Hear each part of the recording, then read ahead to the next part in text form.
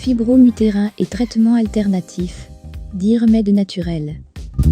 Numéro 1. Le thé vert. Une équipe de chercheurs ont étudié les effets du galates d'épigalocatéchine, le principe actif principal du thé vert, sur 39 femmes âgées de 18 à 50 ans qui souffraient de fibromes utérins. Toutes ces femmes avaient au moins un fibrome de 2 cm, comme le confirmait l'échographie. Au terme de cette étude, la gravité des symptômes avait diminué de 32,4% et la taille des fibromes avait diminué de 32,6%. Numéro 2. Le KBG. Le KBG est un remède traditionnel à base de plantes chinoises.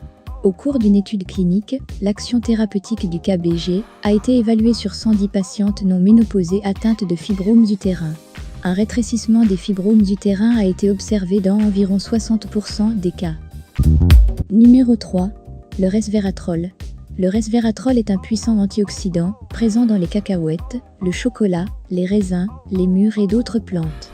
Selon les premières conclusions des recherches scientifiques, le resveratrol est capable de freiner la croissance des cellules des fibromes utérins.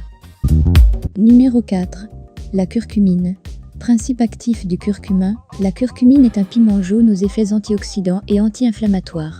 Une étude publiée dans la revue Gynecological Endocrinology a montré que la curcumine inhibait la reproduction des cellules fibroïdes.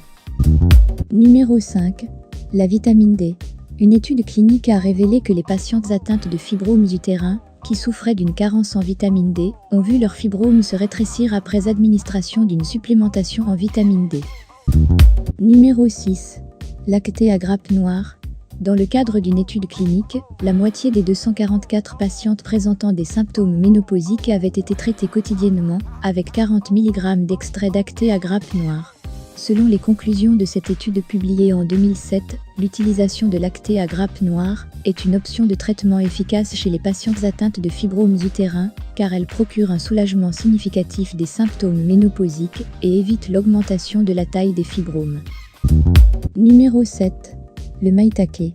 Le maïtake est un champignon capable de stimuler la réponse immunitaire de l'organisme contre les tumeurs cancéreuses et les excroissances non cancéreuses, telles que les fibromes et les kystes.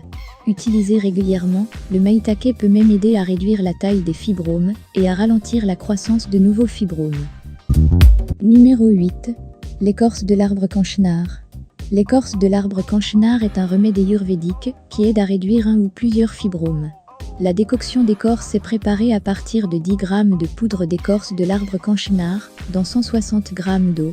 Ce médicament naturel est pris 2 fois par jour. Numéro 9. Le pissenlit.